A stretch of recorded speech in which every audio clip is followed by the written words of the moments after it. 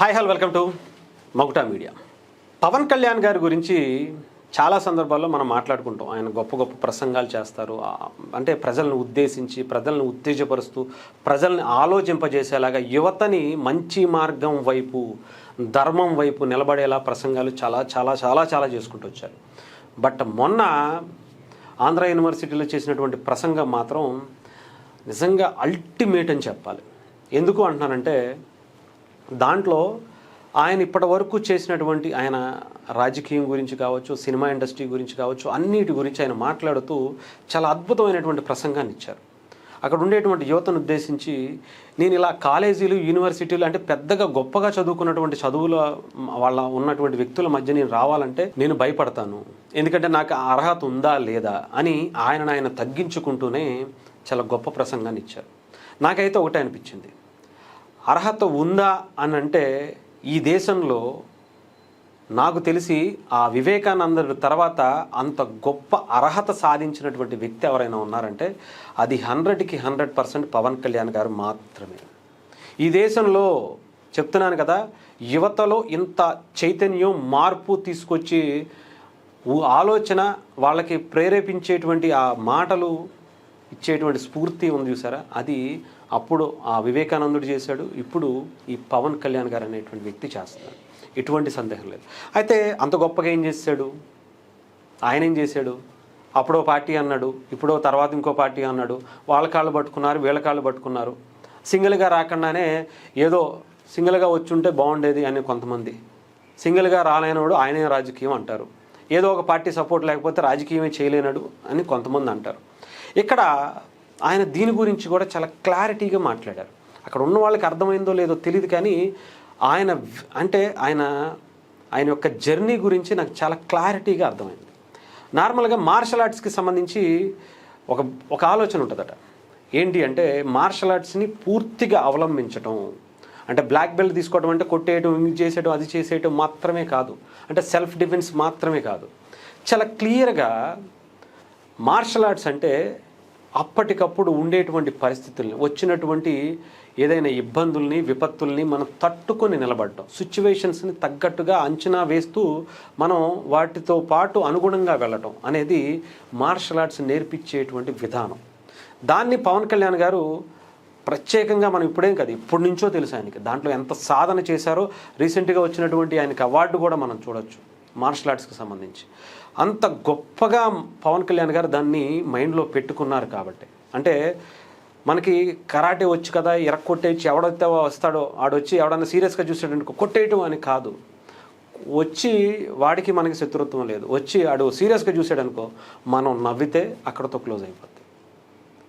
అంటే దాన్ని ఎక్స్ట్రీమ్గా వేరే దానికి తీసుకువెళ్ళకుండా మనం వెళ్ళే జర్నీలో ఎలాంటి ఇబ్బందులు వచ్చినా సరే జాగ్రత్తగా అటు ఇటు జాగ్రత్తగా చూసుకుని సిచ్యువేషన్కి తగ్గట్టుగా వెళ్ళేటువంటిది మార్షల్ ఆర్ట్స్ చెప్తూ ఉంటుంది. అలాంటి విధానాన్ని టెక్నిక్స్ని ఆయన జీవితంలో కూడా ఫాలో అవుతున్నటువంటి పరిస్థితి ఉంటుంది. చాలా గొప్ప గొప్ప సినిమాలు తీసారా అని అంటే లేదు, కానీ ఎందుకు ఫ్యానిజం అంతా పెంచుకున్నారంటే స్పందించే తత్వం, ఒక మంచి హ్యూమన్ బీయింగ్గా చాలా గొప్పగా 10 మందికి సేవ చేయటం, 10 మందితో కలిసి మనం కూడా ఒకళ్ళు అనేటువంటి బతకటం. ఆయన గురించి సినిమాల్లో ఆయన చారిటీ గురించి ప్రత్యేకించి చెప్పాల్సిన అవసరం, హీరోగా ఉన్నప్పటి నుంచి కూడా. రాజకీయాల్లోకి వచ్చిన తర్వాత ఆయన జర్నీ గురించి ఇందాక చెప్పాను కదా, అదే ఇక్కడ కూడా అవలంబిస్తున్నారు. మొదట్లో పార్టీ పెట్టారు, చెప్పాలంటే ఆయన జీరో నుంచి కన్నా మైనస్ నుంచి ప్రజారాజ్యం ఇంపాక్ట్ నుంచి అన్నయ్య ప్రజారాజ్యం పెట్టి దాన్ని ఎన్ని రకాలుగా ఇబ్బందులు పెట్టి కుట్రలు చేసి ఆ పార్టీని తీస్తారో ఆ ఇంపాక్ట్ అంతా ఈయన మీద పడుతుంది. ఎందుకంటే ఆయన నిలబడలేకపోయారు, ఈయన నిలబడతాడో లేదో, ఆయన కూడా వెళ్ళిపోయాడు ఈయన కూడా వెళ్ళిపోతాడులే, ఏదో పార్టీలు కలిపేస్తాడులే అనేటువంటి మాటల మధ్య జీరో కన్నా మైనస్ నుంచి వచ్చాడు ఆయన. అలాంటి వచ్చిన తర్వాత నేను నిలబడాలి, నేను నిలబడటం అంటే ఏంటో ప్రజలకు చూపించాలి, ఆ తర్వాత నా మీద నమ్మకం కలగ చేయాలి, నేను నిలబడతాను అనేటువంటి ఒక బలమైనటువంటి నమ్మకాన్ని వాళ్ళలో నింపాలి అని 2019 వరకు ఆయన పోటీ చేయకుండా ఆయన అలా నుంచున్నాడు. 2019లో పోటీ చేసినప్పుడు 2 చోట్ల ఓడిపోయినా కూడా నాకు అంతిమ విజయం అంటే గెలవటమే కాదు, నా గోల్ వేరే ఉంది, నా గోల్కి ఏంటో దానికి ఎలా వెళ్ళాలో నాకు తెలుసు, ఓటమితో కుంగిపోయేటువంటి వ్యక్తిని కాదు. కాకపోతే వచ్చినటువంటి దాంట్లో మనకు ఉన్నటువంటి వనరుల్లో వచ్చినటువంటి సిచ్యువేషన్స్లో ధర్మంతో ఆయన చాలా క్లియర్గా చెప్పాడు, యద్భావం తద్భవతి అని చెబుతూనే. అలాగే ధర్మం తాలూకా గురించి కూడా 2-3 మాటలు మాట్లాడుతూ చాలా క్లియర్గా చెప్పారు. ధర్మంగా మనం ఒక జర్నీని చేసేటప్పుడు నిజాయితీగా ఈ దేశం కోసం, సమాజం కోసం, ఒక మంచి పరిపాలన కోసం ధర్మంతో కూడినటువంటి జర్నీని చేసేటప్పుడు ఆ ధర్మంతో చాలా జాగ్రత్తగా ఎవరైతే మనకి కలిసి వస్తారో వాటిని మాత్రమే చూస్ చేసుకుని వాళ్ళతో మాత్రమే మనం జర్నీ చేయాలి. వచ్చినటువంటి అవకాశాలని అందిపుచ్చుకుంటూ అంతిమంగా మన గోలు ఎక్కడైతే ఉందో, అది కొంతమంది సీఎం అంటారు, కొంతమంది పిఎం అంటారు, నాకైతే దానికి మించి ఆయన ఇంకొక ఆలోచన చేశారని అనిపించింది. అంతకన్నా ఇంకేముంది అని అంటే అది పిచ్చితనం అవుతుందేమో అని మీరు అనుకుంటారు. నేనైతే చెప్తాను, చాలా క్లారిటీగా వినండి. సీఎం అయిపోతేనే, పిఎం అయిపోతేనే దానికి అంతిమంగా గోల్ అనుకోకూడదు.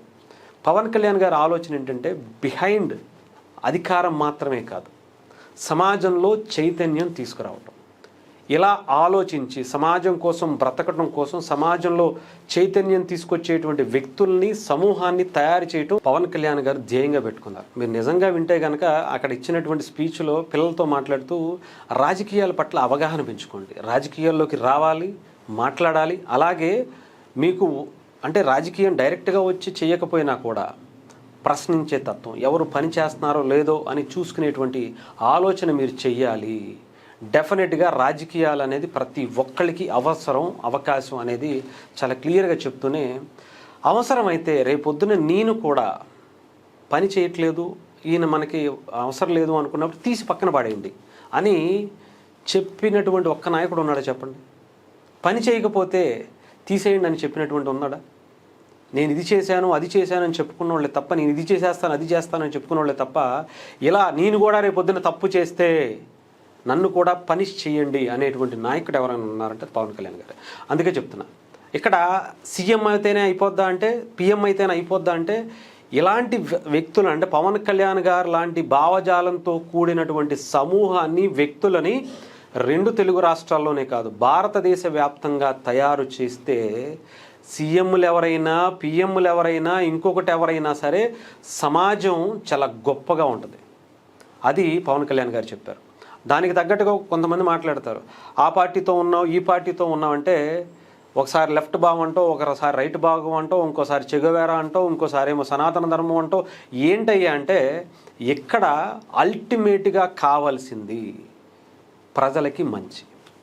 దాన్ని చేయటం కోసం నేను ఎలాగైనా వెళతా. నా అంతిమ గోల్ ప్రజలు బాగుండాలి. నా అంతిమంగా నేను నిర్ణయించుకుంది, నాకు కనిపించేటువంటి నేను నిర్ణయించుకున్నటువంటి గోల్ ఏంటంటే ప్రజలు హ్యాపీగా, వాళ్ళకి జరగాల్సినటువంటి అభివృద్ధి, మంచి జరగటం కోసం ఆ వ్యవస్థను నేను తయారు చేయాలి అనేదే పవన్ కళ్యాణ్ గారు.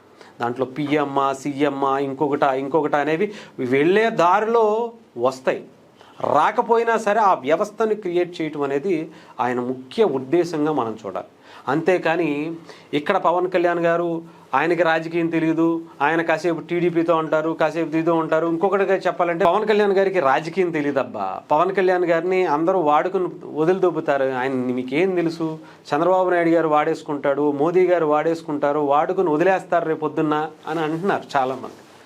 ఇక్కడ నిజంగా చెప్పాలంటే నేను ఇప్పటిదాకా చెప్పిన దాంట్లో మీరు ఒక్కసారి ఆలోచించండి, ఎవరిని వాడుకున్నారు?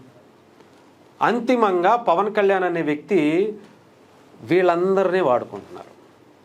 సమాజంలో ఒక మంచి వ్యవస్థను తయారు చేయటం కోసం పవన్ కళ్యాణ్ గారే వీళ్ళందరినీ వాడుకుని ఆయన అంతిమ గోల్ వైపు ప్రయాణం మొదలుపెట్టాడు. అది జరుగుతుంది, జరిగి తీరుతుంది. దానికోసం ఒక సమూహాన్ని తయారు చేసుకుంటున్నాడు. కొంతమంది చెడు వ్యక్తులు, దాంట్లో అలవాటు పడిపోయినటువంటి వ్యక్తులు, లేదంటే కొంతమంది వేరే వాళ్ళు వచ్చి కల్ప్రిట్ చేస్తారు వాళ్ళని, ఆ వ్యవస్థలో ఉండేటువంటి వ్యక్తుల్ని. చాలా రకాలుగా జరుగుతాయి. అంతిమంగా ఒక గొప్ప సమాజాన్ని మాత్రం పవన్ కళ్యాణ్ గారు అల్టిమేట్గా అచీవ్ చేస్తారు, చేయాలని కోరుకుందాం. అలాంటి వ్యక్తి నేను చెప్తున్నాను కదా, ఒకప్పుడు వివేకానందుడు ఎలా అయితే సమాజం గురించి ఆలోచించారు, ఇప్పుడు పవన్ కళ్యాణ్ గారు కూడా అంతిమంగా ఆయన ఏదో రాజకీయంగా ఆయన సీఎం అయిపోవాలి, పిఎం అయిపోవాలి, ఆయన పార్టీ ఎదిగిపోవాలి, ఆయన పార్టీలో ఉండేటువంటి నాయకులు కొన్ని వేల కోట్లు సంపాదించాలి, అక్రమంగా కొన్ని ఇన్ని కట్టేసుకోవాలని ఏం లేదు. ఆయనకి సమాజం బాగుంటే చాలు. ఆయన సామాజిక వర్గం కోసం మాత్రమే ఆలోచించట్లా. అలాంటి సామాజిక వర్గాలు అన్నీ కూడా మంచి స్థాయిలోకి రావాలి అని కోరుకునేటువంటి వ్యక్తి. అందుకే పెద్దన్న పాత్ర వహించండి అని చెప్పి పెద్దలకి చెప్తూ కింద వాళ్ళని పైకి తీసుకురండి, అందరినీ సమానంగా ఉంచండి, ఎక్కడ ఎవరికి పొరపచ్చాలు లేకుండా మనం తీసుకురావాలి అనేటువంటిది పవన్ కళ్యాణ్ గారు పదే పదే చెప్తూ ఉంటారు. సో ఏదేమైనా చెప్తున్నాను కదా, ఆలోచించుకోవటం కష్టం. ఇక్కడ ఎవరిని ఎవరు వాడుకుంటున్నారు అనేది మీరు కొంచెం ఆయన రాజకీయాన్ని, ఆయన వెళ్ళేటువంటి జర్నీని చూస్తే ముందు ముందు మీకే అర్థమవుతుంది.